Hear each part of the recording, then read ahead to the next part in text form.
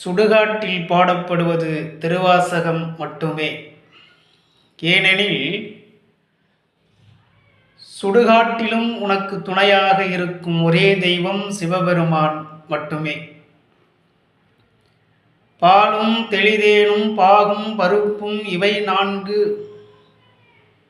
நான் தருவேன் என்பதை சுடுகாட்டில் எவனாலும் பாட முடியுமா?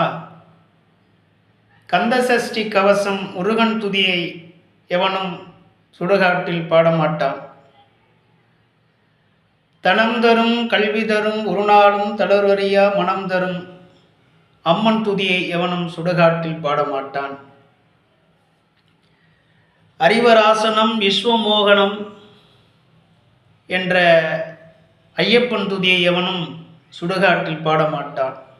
ஏனென்றால் சிவபெருமான் தான் இறைவன், அவனே மெய். மெய்யான இறைவனை போற்றி பாடுவதே திருவாசகம். சுடுகாட்டில் உனக்கு துணையாக இருக்கும் ஒரே தெய்வம் சிவபெருமான் மட்டுமே. நீ கடவுள் என்று நம்பிய எதுவும் சுடுகாடு வரை வராது.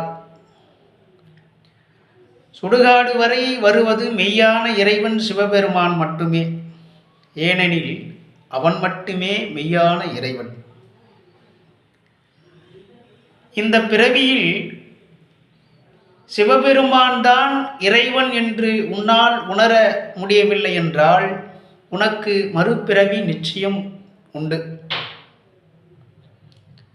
இந்த பிறவியில் சிவபெருமான் தான் இறைவன் என்று உன்னால் உணர முடியவில்லை என்றால் நிச்சயமாக அடுத்த பிறவி உண்டு. அந்த இறைவனை உணர்ந்த இறைவன் மெய்யானவன், சிவபெருமான் தான் மெய்யானவன் என்று உணர்ந்தவர்களுக்கு மறுபிறவியே கிடையாது. ஏன்னா சிவபெருமான் தான் மெய்யான பொருள், மெய்யான இறைவன்.